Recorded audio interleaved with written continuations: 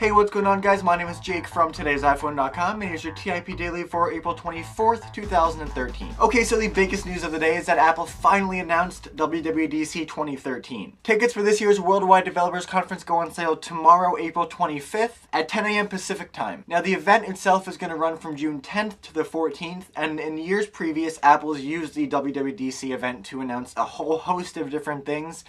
The past couple years, though, the trend has been really aiming towards software, so we'll probably see a demo of iOS 7, we'll probably see a demo of the next Mac OS 10, with betas of both of those major softwares available probably, that same day for developers, and then launching a couple months later with a new round of hardware, which we probably won't see at WWDC. Like I said, the trend the past couple of years has been for Apple to do software in the summer and hardware in the fall. Okay, now speaking of new hardware, the next generation iPhone is always a topic of conversation when Apple is concerned, and yesterday's quarterly earnings call was no exception. During the Q&A section of the call, Tim Cook was asked about NFC in devices, and he basically said that he thinks the technology is just starting out, just out of the starting block, which basically means that we won't see it on an iPhone for at least a couple years.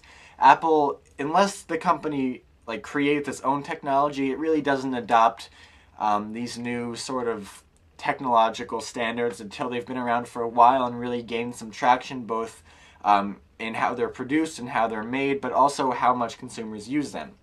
We saw this with 3G, we saw this with 4G, we saw this with the bigger screens, so don't expect to see NFC on an iPhone anytime soon. That being said, I don't think it's that big of a deal. I've never thought my iPhone 5 was missing something because it didn't have NFC.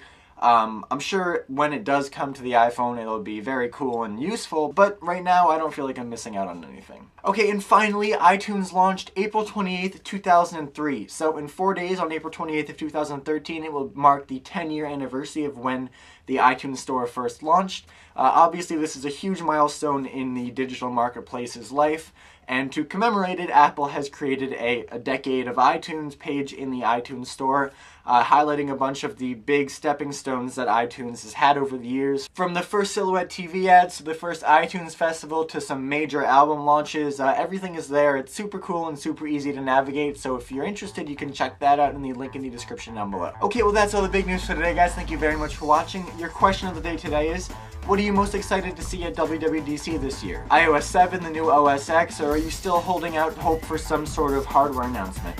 You can let me know in the comment section down below or on Twitter at TIP_Jake. Please don't forget the links to everything I talked about in this video in the description down below, so definitely check those out. And as always, for more news, views, and reviews, don't forget to hit up today'siphone.com.